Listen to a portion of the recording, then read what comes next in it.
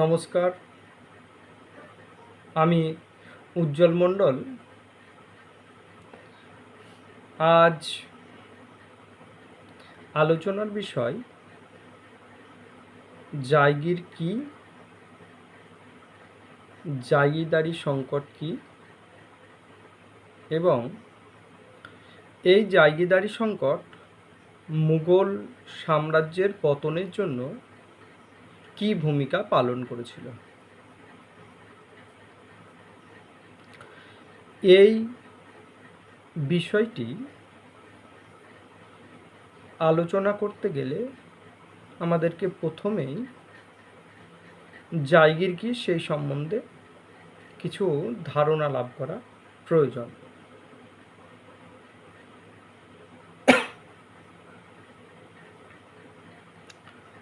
এখন জায়গির কি এই কথাটির অর্থ হলো, জায়গির কথাটির অর্থ হলো জমি। মুঘল যুগে জমিকে বা ভূমিকে জায়গির বলা হতো। এখন আমরা দেখতে পাই মুঘল যুগে এই জমিকে বা এই ভূমিকে সাধারণত দুই ভাগে ভাগ করা হতো। একটি হলো জায়গির জমি, অপর হলো খালিশা জমি। এছাড়াও মুঘল প্রশাসনে বেশ কিছু জমি মুঘল সম্রাটরা কোনো মাদ্রাসাকে বা কোনো শিক্ষা প্রতিষ্ঠানকে বা কোনো জ্ঞানীগুণী পণ্ডিতকে দান করতেন তাদের কাজের জন্যে বা এই প্রতিষ্ঠানগুলো চালানোর জন্য। এছাড়াও কিছু জমি যেগুলিকে ওয়াতন জমি বলা হতো, সেগুলি মূলত কোনো জমিদারদেরকে বংশাক্রমিকভাবে বা বংশানুক্রমিকভাবে ভোগ দখলের অধিকার দেওয়া হতো। সেই সব জমিগুলি থেকে মুঘল সম্রাটরা কিছু সেবা পেতেন, অর্থাৎ জমিদারকে যে জমি দেওয়া হতো ওয়াতন জমি, সেই জমি থেকে তারা জমিদারের কাছ থেকে মুঘল সম্রাটরা বেশ কিছু সুযোগ সুবিধা পেতেন।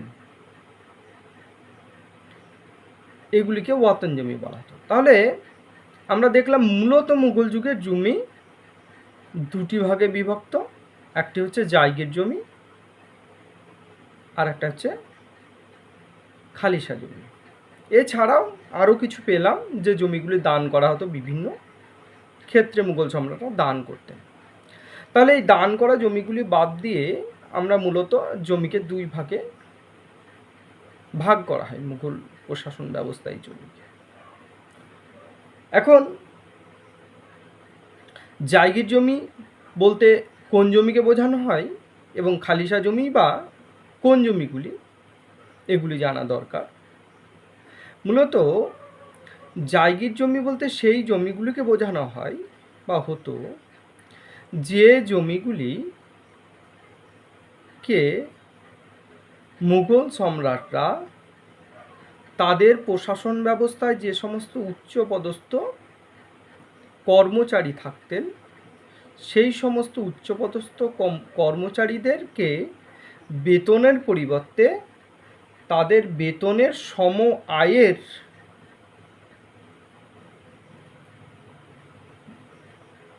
জমি প্রদান করতেন। সেই জমিগুলিকে বলা হতো জায়গির জমি। অর্থাৎ এই বিষয়টি আরও পরিষ্কারভাবে বলতে গেলে মুঘল প্রশাসন ব্যবস্থায় যে সমস্ত উচ্চপদস্থ কর্মচারী ছিলেন তাদেরকে বলা হতো মনসবদার। এই মনসবদারদেরকে অভিজাত গোষ্ঠীও বলা হতো। অর্থাৎ এই মনসবদারদেরকে তাদের বেতনের পরিবর্তে বেতনের সম পরিমাণ আয়ের জমি দেয়া হতো। এইগুলি হচ্ছে জায়গির জমি। আর খালিশা জমি বলতে কোন জমিগুলিকে বোঝানো হয়? খালিশা জমি বলতে মুঘল সম্রাটরা তাদের যে মুঘল রাজপ্রাসাদের খরচ বা রাজপ্রাসাদের খরচের জন্যে যে জমিগুলিকে রাখা হতো, অর্থাৎ এই সমস্ত জমি থেকে সরাসরি রাজস্ব মুঘল সম্রাটরা আদায় করতেন এবং সেগুলি মুঘল রাজকোষে জমা পড়ত। সেই রাজকোষ থেকে অর্থ দিয়ে মুঘল শাসকদের আভ্যন্তরে বিশেষ করে তাদের যে খরচা, বিশেষ করে বিভিন্ন কর্মচারী বাবদ যে খরচা এবং তাদের বিলাসবহুল দ্রব্য ব্যয়ের জন্য যে খরচা, খাবার কাজে যে খরচা, এইসব নানা কাজে যে খরচ হতো বা ব্যয় হতো, সেই ব্যয়ের টাকা আসতো খালিশা জমি থেকে। অর্থাৎ খালিশা জমিগুলিকে কৃষকদের মধ্যে বা অন্যান্য কৃষকদের মধ্যেই মূলত বন্টন করা হতো এবং সেখান থেকে সরাসরি রাজস্ব মুঘল রাজকোষে জমা পড়তো বা মুঘল কোষাগারে জমা পড়তো এবং সেই টাকা দিয়ে মুঘল যে সম্রাটদের যে ব্যয় বা রাজ পরিবারের যে ব্যয়, সেই ব্যয়টা নির্বাহ হতো। তাহলে আমরা দেখলাম জমিকে মূলত দুইটি ভাগে ভাগ করা হয় মুঘল প্রশাসন ব্যবস্থায়। একটি হলো খালিশা জমি আর একটি হলো অপরটি হলো জায়গির জমি। এখন খালিশা জমি থেকে সরাসরি রাজস্ব আদায় করে মুঘল প্রশাসন ব্যবস্থায় কর্মচারীদের আভ্যন্তরীণ বেতন, অর্থাৎ মুঘল হারেমে যেসব কর্মচারী ছিলেন সম্রাটদের প্রাসাদে, সেই সব কর্মচারীদের বেতন, মুঘল প্রশাসকদের পোশাক আশারি খরচা ব্যয়, বিলাসবহুল দ্রব্যে ব্যয়, তাদের খাদ্যের জন্যে ব্যয় ইত্যাদি নানা কাজে ব্যয় করা হতো। এটি খালিশা জমি। আর অপরদিকে জায়গির জমি কোনটি? খুব সহজভাবে বলতে গেলে যে মুঘল প্রশাসন ব্যবস্থা পরিচালনার জন্যে যে সমস্ত উচ্চপদস্থ কর্মচারী ছিলেন, মূলত এই সমস্ত কর্মচারীরা মনসবদারি হতেন, এই মনসবদারদেরকে নগদের পরিবর্তে জমি প্রদান করা হতো এবং সেই জমি থেকে মনসবদাররা রাজস্ব আদায় করে তাদের নিজেদের বেতন মিটিয়ে নিতেন। এছাড়াও মনসবদারদের অধীন যে সমস্ত সৈন্য থাকতো বা যতগুলি সৈন্য থাকতো তাদেরও একটা বেতন থাকতো, সেই বেতনটা ওই ধরনের জায়গির জমি থেকে আদায় করা হতো।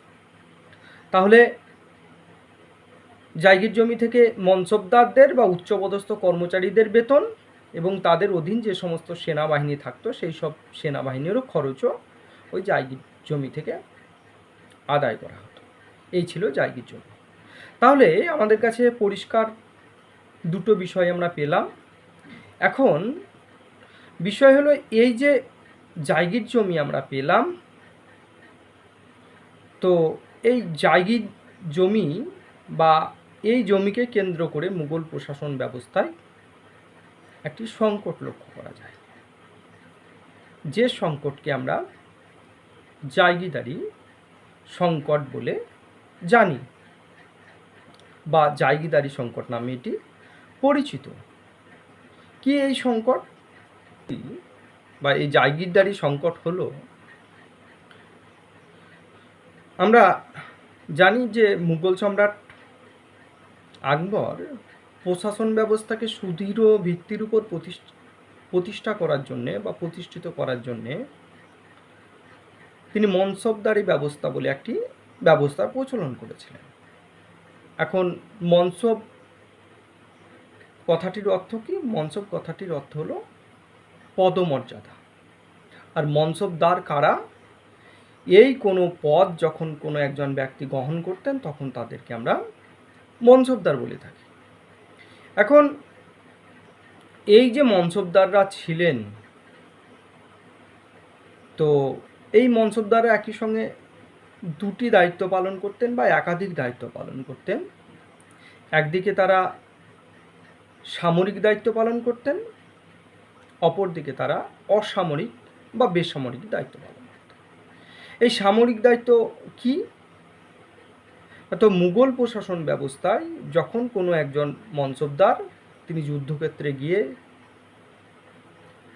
যুদ্ধ করতে যাচ্ছেন, যুদ্ধ করছেন, তখন সেটা সামরিক দায়িত্ব এবং সেই সঙ্গে সঙ্গে তিনি সেনা সংগ্রহ করছেন, সেনা পরিচালনা করা, এবং সেনার তত্ত্বাবধান করা, নতুন করে সেনা নিয়োগ করা ইত্যাদি কাজগুলি সামরিক দায়িত্বের মধ্যে পড়ে। তো একজন মনসবদার এগুলিও করতেন। তার পাশাপাশি যখন যুদ্ধবিগ্রহ না থাকতো তখন তিনি বেসামরিক দায়িত্ব বা অসামরিক দায়িত্ব পালন করতেন। কখনো ভূমি রাজস্ব আদায় বা কোনো অঞ্চলে গিয়ে কোনো বিষয় দেখাশোনা করা ইত্যাদি কাজগুলো তারা করতেন। এখন এই কাজগুলি এইসব মনসবদাররা করতেন এবং করতে গিয়ে তার বিনিময়ে তারা বেতন পেতেন। এখন মোগল সম্রাট এরকম একটা পদে, মোগল সম্রাট আকবর এরকম একটা পদের জন্ম দিতে গিয়ে তিনি প্রাথমিক স্তরে মনসবদারদের নিয়োগ করতে শুরু করেছিলেন এবং আকবরের সময় আমরা দেখি প্রায় 1300 মতো মনসবদার ছিলেন।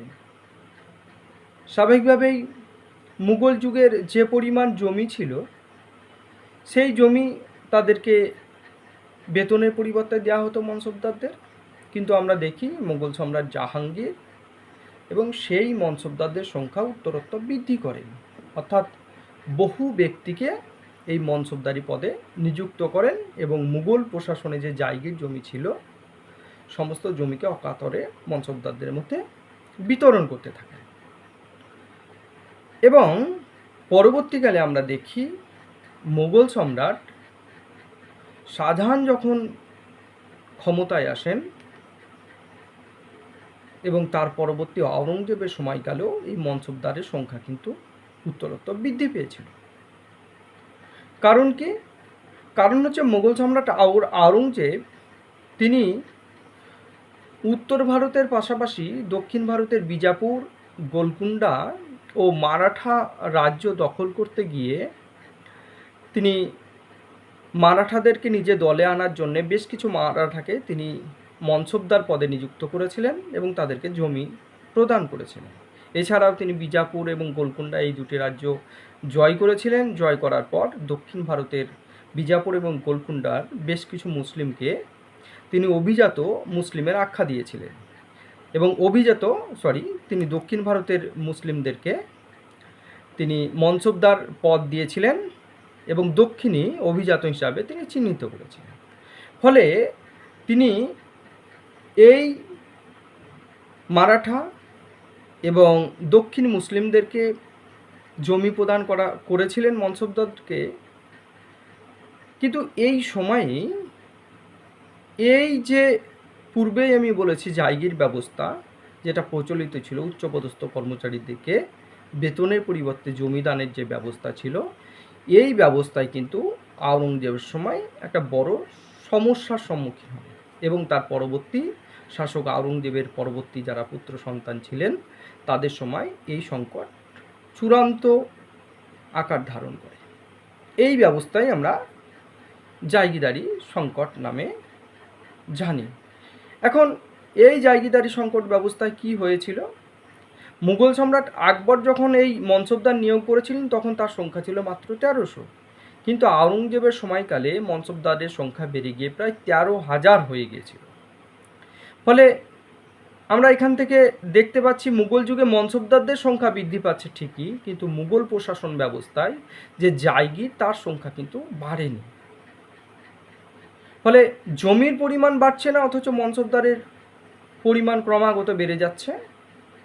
ফলে মনসবদারদেরকে বেতনের পরিবর্তে তাদেরকে জমি প্রদান করতে হচ্ছে, কিন্তু জমির পরিমাণ না বাড়ায় জমির সংকট দেখা যাচ্ছে। ফলে এই জায়গির প্রদানকে কেন্দ্র করে বা কাকে জমি দেওয়া হবে, মুঘল প্রশাসন ব্যবস্থায় কোন মনসবদার জমি পাবে, এই নিয়ে একটা সংকটের সৃষ্টি হয়, যা পরিষ্কারভাবে বলা যায় জায়গিদারি সংকট। এই সংকটের এই যে জায়গিদারি সংকট এর কথা বলছি, এখানে আমরা কতগুলো সমস্যা লক্ষ্য করি এই জায়গির এর মধ্যে আভ্যন্তরে। কি কি এই সমস্যা? প্রথমত, যে এতদিন পর্যন্ত রাজপুত, ইরানি, তুরানি, হিন্দুস্তানি মুসলিম ইত্যাদি গোষ্ঠীর অভিজাতরা ছিল, পরে মারাঠা যুক্ত হলো, দক্ষিণী মুসলিমরা যুক্ত হলো। ফলে মনসবদারের সংখ্যা বেড়ে গেল কিন্তু তাদেরকে পর্যাপ্ত পরিমাণে জমি দেওয়ার মতো জমি কিন্তু বাড়ল না।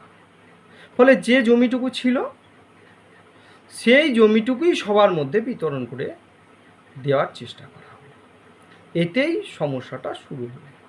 প্রথমত কি সমস্যার সৃষ্টি হল? যে সমস্ত মনসবদাররা ইতিপূর্বেই জমি ভোগ করছিলেন, তারা সবাই জমি দীর্ঘদিন ধরে ভোগ করে আসছেন, তারা তাদের যে জায়গা সেগুলি ছেড়ে দিতে রাজি ছিলেন না। অথচ অন্যান্য মনসবদারকে জমি দিতে হবে, এর জন্যে অনেক সময় কি করা হতো, তাদেরকে দীর্ঘদিন জায়গা না দিয়ে 2 বছর 3 বছরের জন্য, কখনো 6 মাস বা 1 বছরের জন্য তাদেরকে জায়গা দেওয়া হলো। সেই জায়গাটায় তাদের রাজস্ব তারা আদায় করলো। পরবর্তীকালে সেই জায়গাটা নিয়ে আবার অন্যান্য মনসবদারদেরকে দেওয়া শুরু হলো। ফলে অন্যান্য মনসবদাররাও সেই জায়গাটা পেল। ফলে পূর্বের যারা অভিজাত ছিলেন তারা ক্ষুব্ধ হলেন। এটা একটা সংকট, এটা একটা বড় সমস্যার কারণ। এছাড়া আর একটা জিনিস এই সময় খুব বেশি পরিমাণে লক্ষ্য করা গেল, মুঘল সম্রাটরা জায়গিদারদেরকে বা মনসবদারদেরকে, মুঘল সম্রাটরা যে সমস্ত মনসবদার ছিলেন বা জায়গিদার ছিলেন, তাদেরকে যে পরিমাণ জমি দিতেন সেই জমিতে বলেই দিতেন যে এই জমি থেকে তুমি এত টাকা একটা নির্দিষ্ট পরিমাণ রাজস্ব আদায় করতে পারবে। সেই যে পরিমাণ রাজস্ব আদায় করা যাবে সেই টাকাটাকে বলা হতো জমা। অর্থাৎ ধরে নেওয়া যাক মুঘল সম্রাটরা কোনো মনসবদারদেরকে বা জায়গিদারদেরকে 1000 বিঘা জমি দিলেন এবং বললেন এই 1000 বিঘে জমি থেকে তুমি 1000 টাকা আদায় করতে পারবে। এইভাবে তাদেরকে জমি দেওয়া হতো এবং সেই মনসবদার এবং মনসবদারের অধীন যে সৈন্যবাহিনী আছে তাদের সব বেতন মিলিয়ে 1000 টাকা প্রয়োজন। তাহলে তাকে 1000 টাকার আয়ের জমি প্রদান করা হলো একজন মনসবদারকে, কিন্তু বাস্তবে দেখা যাচ্ছে তাকে 1000 টাকা বলে যে জমি দেওয়া হলো সেই জমিকে বলা হচ্ছে জমা। কিন্তু সেই মনসবদার যখন সেই জমি থেকে রাজস্ব আদায় করতে শুরু করলেন বা জায়গিদার সেই জমি থেকে রাজস্ব আদায় করতে শুরু করলেন, তখন দেখা গেল সেই জমি থেকে 1000 টাকা উঠছে না। তখন কত উঠছে? কখনো দেখা যাচ্ছে সেখান থেকে 800 টাকা উঠছে বা কখনো দেখা যাচ্ছে সেখান থেকে 600 টাকা উঠছে। তাহলে তাকে যে টাকা উঠবে বলে তাকে জমি দেওয়া হয়েছিল, বাস্তবে কিন্তু তাকে সেই টাকা সে পাচ্ছে না। তাহলে তার জমা টাকা, মানে তাকে দেওয়ানো রাজস্বের কথা, যে রাজস্বের জমি দেওয়া হয়েছে বলা হচ্ছে, এবং তিনি যে টাকা তুললেন তার মধ্যে ফারাক লক্ষ্য করা গেল, অর্থাৎ কম হলো তার টাকা। ফলে তার স্বাভাবিকভাবে তার টাকা কম হওয়ার ফলে তার স্বাভাবিকভাবেই তার সেনাদের বেতন দিতে সমস্যা হবে। ফলে তারা ক্ষুব্ধ হতে শুরু করলো। শুধু তাই নয়, এই যে জমা এবং হাসিল, অর্থাৎ নির্ধারিত জমি এবং তার নির্ধারিত আয় কত হবে সেটা হচ্ছে জমা, এবং তাকে সেখান থেকে সেই জমি থেকে যে টাকাটা আদায় করা হলো সেটা হচ্ছে হাসিল। এর মধ্যে এই পার্থক্য লক্ষ্য করা গেল। ফলে এই সমস্যার মধ্যে দিয়ে মনসবদাররা পড়লেন। ফলে মুঘল সম্রাটরা এই সমস্যা সমাধানের চেষ্টা করেননি তা নয়, করেছিলেন।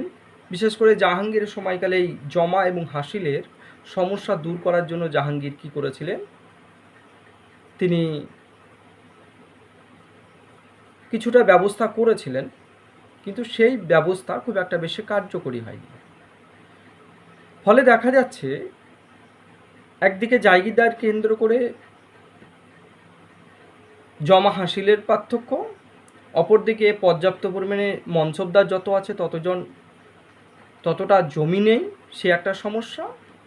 আর সমস্যা কি, ইতিপূর্বে যে সমস্ত জায়গিদাররা জমি ভোগ করছিলেন বা মনসবদাররা যে সমস্ত জায়গাগুলি ভোগ করছিলেন, সেই জমিগুলি তাদেরকে 2 বছর 3 বছর অন্তর কেড়ে নিয়ে অন্য একজন মনসবদারকে দেওয়া হচ্ছিল। ফলে তারা ক্ষুব্ধ হচ্ছিলেন, এটা একটা সমস্যা। এছাড়াও আরও কতগুলি সমস্যা এর মধ্যে ঢুকেছিল। সেগুলো হচ্ছে, সেই সময় মারাঠাদেরকে বা দক্ষিণী মুসলিমদেরকে মুঘল সম্রাটরা জমি প্রদান করেছিলেন ঠিকই, বা আওরঙ্গজেব বা তার পরবর্তী শাসকরা জমি প্রদান করেছিলেন ঠিকই, কিন্তু সেই জমিগুলি থেকে তারাও তাদের পর্যাপ্ত পরিমাণে রাজস্ব আদায় করতে পারছিলেন না। তার কারণ হচ্ছে, দক্ষিণ ভারতের যে সমস্ত রাজ্যগুলি থেকে জায়গির দেওয়া হয়েছিল, দক্ষিণ ভারতের যে সমস্ত জায়গিরগুলিকে দেওয়া হয়েছিল, সেই সমস্ত জায়গিরে আওরঙ্গজেব দক্ষিণ ভারতে দীর্ঘদিন যুদ্ধবিগ্রহে লিপ্ত থাকার ফলে সেই সব জমিগুলো থেকে ঠিকঠাক রাজস্ব আদায় করা সম্ভব হচ্ছিল না। তার কারণ হচ্ছে, সেই সব জমিগুলির উপর দিয়ে ক্রমাগত যখন তখন সেনাবাহিনী চলে যেত, ফলে ফসল ঠিকঠাক নষ্ট হয়ে যেত বা ঠিকঠাক উৎপাদিত হতো না, ফলে কৃষকরা তাদের রাজস্ব দিতে পারতো না। ফলে দক্ষিণ ভারতে যে সমস্ত অভিজাতরা জমি লাভ করেছিলেন বা যে সমস্ত মনসবদাররা জমি লাভ করেছিলেন, তারা তাদের পর্যাপ্ত পরিমাণে রাজস্ব জায়গা থেকে পাচ্ছিলেন না। ফলে তারাও চাইছিলেন উত্তর ভারতের বিশেষ করে গঙ্গা ও যমুনা নদীর মধ্যবর্তী যে দোয়াব অঞ্চল, সেই অঞ্চলের জমি লাভ করতে। কারণ কি? কারণ গঙ্গা এবং যমুনা নদীর মধ্যবর্তী অঞ্চল হওয়ায় এবং সেখানে সেচের সুবিধা থাকার জন্যে সেই সব জমিগুলি থেকে প্রচুর পরিমাণে রাজস্ব আদায় হতো। ফলে মনসবদাররা খুব সহজেই সেখান থেকে রাজস্ব তুলে নিতে পারতেন এই জায়গাগুলি থেকে, ফলে তাদের সমস্যা হতো না। ফলে সেই সমস্ত জায়গাগুলি এখন সবাই চাইতেন, কিন্তু সেই জায়গা তো সবাইকে দেওয়া সম্ভব নয়। ফলে ইতিপূর্বে যে সমস্ত মনসবদাররা বা এই জমিগুলি ভোগ করতেন বা এই জায়গিদাররা এই জমিগুলি ভোগ করতেন, তাদের কাছ থেকে অনেক সময় কিছু কিছু জায়গা কেড়ে নেওয়া হলো। ফলে তারা ক্ষুব্ধ হলেন, ফলে তাদের মধ্যে একটা দ্বন্দ্ব এবং প্রতিযোগিতা শুরু হয়। তাছাড়াও অনেক মনসবদার দক্ষিণ ভারতের জায়গা নিতেন না। তারা মনে করতেন যে আমরা দীর্ঘদিন ধরে উত্তর ভারতেরই জায়গা নেব, ভালো জায়গা নেব। ফলে তাদেরকে দীর্ঘদিন ধরে ওই জায়গা পাওয়ার জন্য অপেক্ষা করতে হতো। ফলে তারা তাদের সেনা পুষছেন, সেনাবাহিনী রাখছেন, এবং কিন্তু তারা বেতন পাচ্ছে না। ফলে তাদের সম্রাটের প্রতি কোথাও না আনুগত্যের অভাব লক্ষ্য করা গেল। এটা জায়গিরকে কেন্দ্র করেই শুরু হলো। এছাড়াও যে সমস্ত জায়গিদার বা মনসবদার উত্তর ভারতে জমি ভোগ করছেন, তাদেরকেও জমি ছেড়ে দিতে হচ্ছে। ফলে তারাও কিন্তু ক্রমাগত ক্ষুব্ধ হচ্ছে। এরকম যখন একটা পরিস্থিতি চলছে, তার পাশাপাশি আমরা দেখলাম অনেক সময় অনেক জায়গিদার দীর্ঘদিন ধরে ওয়েট করছে জায়গির পাওয়ার জন্যে বা অপেক্ষা করছে যে আমরা ভালো জায়গা নেব। তখন তাদেরকে যখন ভালো জায়গা দেওয়া হচ্ছে, দেখা যাচ্ছে সেটা 1 বছর 2 বছর বা কখনো 3 বছরের জন্য। ফলে তারা অল্প সময়ের জন্য জায়গির পাচ্ছে, ভালো জায়গির পাচ্ছে, তখন তারা চাইছে ওই জায়গির থেকে অতিরিক্ত পরিমাণে রাজস্ব আদায় করতে। এবং তখন তারা কৃষকের উন্নতির কথা না ভেবে বা তারা কৃষির উন্নতির কথা না ভেবে তারা বেশি পরিমাণে রাজস্ব আদায়ের চেষ্টা করছে, সর্বোচ্চ পরিমাণে। ফলে দেখা যাচ্ছে কি, কৃষকের স্বার্থের কথা কেউই ভাবছে না। ফলে এই জায়গিরের আভ্যন্তরে কিন্তু সমস্যা লক্ষ্য করা যাচ্ছে। ফলে কৃষকরা শোষিত, নিপীড়িত হচ্ছে দিনের পর দিন। তাদের উদ্বৃত্ত বলে কিছুই থাকছে না। যেটুকু তারা খরচা করছে, সেই খরচাটুকু বাকিটুকু সমস্তই মুঘল প্রশাসনে বা জায়গির মনসবদারদের হাতে চলে যাচ্ছে। ফলে একটা সংকট লক্ষ্য করা যাচ্ছে এখানেও। ফলে এরকম একটা সমস্যা, এই সমস্যার সমাধান করা সম্ভব ছিল না। কখনো কেউ 1 বছরের জন্য জমি পেয়েছে, তখন তারা কখনোই কৃষকদের কথা ভাবতো না। তারা ভাবতো আমরা যাতে সর্বোচ্চ পরিমাণে আমাদের রাজস্ব আদায় করে নিতে পারি। তার জন্যে তাদের রাজস্ব আদায়ের জন্য নিজেরা অনেক সময় না পারলে তারা অনেক সময় তাদের অধীনে অনেক কর্মচারী নিযুক্ত করতেন, তারা কৃষকদের উপর শোষণ এবং উৎপীড়ন চালাত। ফলে এই জায়গিদারের আভ্যন্তরে কৃষকদের সংকট শুরু হচ্ছে। অনেক কৃষকরা আবার তাদের পর্যাপ্ত পরিমাণে রাজস্ব দিতে পারছে না বলে তারা বিদ্রোহের পথে হাঁটছে। কখনো জমিদারদের সহযোগিতা নিয়ে, কখনো কৃষকরা যৌথভাবে, আবার কখনো কৃষকরা তাদের গ্রাম থেকে ছেড়ে চলে যাচ্ছে। এরকম একটা সমস্যা কিন্তু এই জায়গিদারের আভ্যন্তরে লক্ষ্য করা যাচ্ছে। আর কি সমস্যা লক্ষ্য করা যাচ্ছে? যারা কম উর্বর জায়গির পাচ্ছেন বা দক্ষিণ ভারতে জায়গির পাচ্ছেন যে সমস্ত মনসবদাররা, তারা কিন্তু এই সমস্ত জায়গির পাওয়ার পরে তারা রাজস্ব যেহেতু পর্যাপ্ত পরিমাণে তুলতে পারছেন না, তার জন্য তারা ইজারাদার নিয়োগ করছেন। ইজারাদার কারা? কারণ তাদের অধীনে এক বিশেষ ধরনের কর্মচারী যারা কমিশনের ভিত্তিতে রাজস্ব আদায় করে দেয়।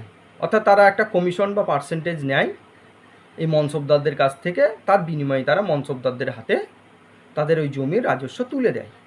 ফলে এই ইজারাদাররা যখন এই রাজস্ব আদায় করতে শুরু করছে, তখন তারা কিন্তু কৃষকদের উপর জোর করে রাজস্ব আদায় করার চেষ্টা করছে। ফলে কৃষকদের মধ্যেও ক্ষোভ সৃষ্টি হচ্ছে। ফলে এরকম একটা সমস্যা লক্ষ্য করা যাচ্ছে জায়গিদারের আভ্যন্তরে। আবার কখনো কখনো অন্য ধরনের সমস্যাও কিছু আমরা লক্ষ্য করি। যেমন এই একদিকে কৃষক শোষণ গেল, আবার কখনো কখনো দেখা যাচ্ছে মনসবদাররা তাদের জায়গির পাওয়ার জন্য, ভালো জায়গির পাওয়ার জন্যে তারা সম্রাটদেরকে প্রভাবিত করার চেষ্টা করছে, অথবা যে সমস্ত উচ্চপদস্থ অভিজাতরা জায়গির বিতরণ করে তাদেরকে নিজের দলে টানার চেষ্টা করছে কখনো কখনো অভিজাতরা। ফলে তারা সেই সমস্ত অভিজাতদেরকে উৎকোচ দিয়ে জায়গির লাভ করার চেষ্টা করছে। ফলে মনসবদারদের মধ্যে প্রতিযোগিতা শুরু হয়ে যাচ্ছে, কে ভালো জায়গির নেবে এবং তার জন্য কে বেশি উৎকোচ দেবে। ফলে মুঘল প্রশাসন ব্যবস্থায় আভ্যন্তরে বা মনসবদারের আভ্যন্তরে জায়গিরকে কেন্দ্র করে উৎকোচ ব্যবস্থা শুরু হলো। একদিকে উৎকোচ ব্যবস্থা শুরু হচ্ছে, একদিকে আমরা দেখছি কৃষকদের অতিরিক্ত শোষণ, নিপীড়ন চলছে কৃষকদের উপরে। আবার কখনো কখনো দেখছি কোনো কোনো মনসবদার দীর্ঘদিন জায়গির না পেয়ে জায়গিরের জন্য অপেক্ষা করছে এবং তিনি মোগল প্রশাসনকে সেনা বাহিনী দিয়ে সহযোগিতা করে যাচ্ছেন, কিন্তু তিনি জায়গির পাচ্ছেন না। ফলে তার মধ্যে ক্ষোভের জন্ম নিচ্ছে। আবার কখনো কখনো অনেক জায়গিদার তাদের ভালো জমি তাদেরকে ছেড়ে দিতে হচ্ছে অল্প সময়ের জন্য, ফলে তারাও ক্ষুব্ধ হচ্ছেন। ফলে মুঘল প্রশাসন ব্যবস্থায় এই জায়গিরকে কেন্দ্র করে নানা সমস্যা, দলাদলি ইত্যাদি চলছে। এরকম অবস্থায় অনেক মনসবদার যারা জায়গির পাচ্ছেন না বা কম আয়ের জায়গির পাচ্ছেন, তাদের যে বেতন বা সেনাবাহিনীর যে খরচ, তখন তারা কিন্তু তাদের মনসবদারি ব্যবস্থায় যে সেনা সংখ্যা সেটাও কিন্তু তারা কম রাখছেন। এবং এই সেনা সংখ্যা কম রাখছেন, তার পাশাপাশি অদক্ষ সেনা রাখছেন এবং অদক্ষ ঘোড়া রাখছে। ফলে এই অদক্ষ সেনা, অদক্ষ ঘোড়া, যা যুদ্ধের পক্ষে আদৌ কাম্য নয়, এবং যুদ্ধ সফলতা পেতে গেলে এই ধরনের জিনিস দিয়ে যুদ্ধ করা খুব মুশকিল। ফলে মনসবদাররা ফাঁকি দিতে শুরু করছেন। শুধু তাই নয়, মনসবদাররাও অনেক সময় এই জায়গিরকে কেন্দ্র করে বিভিন্ন স্থানে উৎকোচ নিতে শুরু করছেন তাদের সমস্যা মেটানোর জন্য। ফলে আমরা মুঘল প্রশাসন ব্যবস্থায় জায়গিরকে কেন্দ্র করে অনেকগুলি সমস্যা আমরা লক্ষ্য করছি। এই সামগ্রিক সমস্যাকে আমরা জায়গিদারি সংকট নামে চিহ্নিত করে থাকি। এখন বিষয় হলো, এই যে জায়গিদারি সংকটের কথা আমি বললাম, এখন এই জায়গিদারি সংকট কতটা মুঘল প্রশাসন ব্যবস্থাকে পতনের দিকে ঠেলে দিয়েছিল। হ্যাঁ, এই বিষয়টি আলোচনা করে যেটুকু আমরা পেলাম তাতে এটুকু বলা যায়, সত্যি এই জায়গিদারি সংকট মুঘল প্রশাসন ব্যবস্থাকে একটা ভয়ঙ্কর সংকটের দিকে ঠেলে দেন। তার কারণ কি? তার কারণ হিসাবে আমরা দেখছি যে ইরানি, তুরানি, হিন্দুস্তানি যে মুসলিম তিনটি গোষ্ঠী ছিল, তাছাড়াও রাজপুতি যে গোষ্ঠী ছিল, তাছাড়াও দক্ষিণী মুসলিম এবং মারাঠাদেরকে মনসবদারের অধীন আনার ফলে বা অভিজাত গোষ্ঠীর অধীনে আনার ফলে পূর্বের যে সমস্ত গোষ্ঠীগুলো ছিল তারা ক্ষুব্ধ হয়। কারণ কি কারণ তাদের যে সুযোগ সুবিধা যে জায়গাগুলো ভোগ করছিলেন সেগুলো তাদের হাত থেকে চলে যাচ্ছে, ফলে তারা ক্ষুব্ধ হচ্ছেন মুঘল প্রশাসন ব্যবস্থায়, এবং তারা এই জায়গাগুলিকে দখলের জন্য বা ধরে রাখার জন্য তারা মরিয়া হচ্ছেন। অনেক সময় তারা উৎকোচ দিতেও পিছু পা হচ্ছেন, একটা সমস্যা। আবার অনেক সময় অনেক মনসবদার বা জায়গিদার তিনি তার পর্যাপ্ত পরিমাণে দীর্ঘদিন ধরে জায়গির পাচ্ছেন না বলে তিনি দুর্বল সেনা রাখছেন, কম সেনা রাখছেন, অযোগ্য সেনা রাখছেন এবং ঘোড়াও কম রাখছেন, এবং যিনি এই ঘোড়া এবং সেনা ইত্যাদি তদারকি করতে আসেন বা অফিসার হিসাবে যিনি চেক করতে আসেন তাকেও উৎকোচ দেওয়া শুরু হচ্ছে, এই সমস্যা। এছাড়াও সর্বোপরি দেখতে গেলে এই যে সমস্ত জায়গিরগুলি থেকে কৃষকদের কাছ থেকে রাজস্ব আদায় করা হতো জমি থেকে, সেই সমস্ত কৃষকদের উপর নানা ধরনের উৎপীড়ন শুরু হচ্ছে, ইজারাদার নিয়োগের মাধ্যমে তাদের উপর অত্যাচার শুরু হচ্ছে, ফলে তারা কৃষক শ্রেণী মুঘল প্রশাসনের থেকে মুখ ফিরিয়ে নিচ্ছে, মুঘল শাসন ব্যবস্থা থেকে। এই সমস্যাগুলো আমরা লক্ষ্য করছি। ফলে ওভারঅল এন্টায়ার পরিস্থিতিতে আমরা লক্ষ্য করি যে এই মুঘল ব্যবস্থায় বা এই জায়গিদারি ব্যবস্থার মধ্যে বহু ধরনের সমস্যা সৃষ্টি করে এবং মনসবদারদেরকে নানা ধরনের দুর্নীতির দিকে ঠেলে দেয়। তারা উৎকোচ, দলাদলি শুরু করে, এবং আওরঙ্গজেবের পরবর্তী যারা পুত্ররা ছিলেন তাদের সময়কালেও আমরা লক্ষ্য করি যে সমস্ত পুত্ররা ছিলেন, এই মনসবদাররা অনেকেই চিন্তাভাবনা করতেন যদি যুবরাজ যিনি আছেন তিনি যদি সম্রাট হিসাবে বসেন এবং কোনো গোষ্ঠী যদি তাকে সমর্থন করে তাহলে সেই গোষ্ঠী নানা সুযোগ সুবিধা লাভ করতেন। সুতরাং এক একটা গোষ্ঠী বা এক একটা অভিজাত বা মনসবদাররা এক এক গোষ্ঠীর, বা তুরানি হোক, ইরানি হোক, হিন্দুস্তানি হোক বা রাজপুতি বলি কেন, কোনো বাদক্ষিণী, যে কোনো অভিজাত গোষ্ঠী হোক না কেন, এই জায়গির পাওয়ার জন্যে দেখা যাচ্ছে এক একজন যুবরাজকে ভবিষ্যতে সম্রাট হিসাবে মনোনীত বা তাকে সমর্থন করছেন। ফলে এই যে দলাদলি শুরু হলো, আমরা পরবর্তীকালে দেখি যে ইরানি গোষ্ঠী, তুরানি গোষ্ঠী, হিন্দুস্তানি গোষ্ঠীর এক একটা গোষ্ঠী এক একজন যুবরাজকে তারা সিংহাসনে বসাতে সচেষ্ট হয়েছে এবং তারা নানা ধরনের প্রশাসন ব্যবস্থায় তারা দুর্নীতিকে ডেকে নিয়ে আসছে। তাহলে এইভাবে দেখা যাচ্ছে মুঘল প্রশাসন ব্যবস্থাকে ধ্বংসের দিকে ঠেলে দিয়েছিল এই জায়গিরকে কেন্দ্র করে সংকট, যা জায়গিদারি সংকট নামে পরিচিত।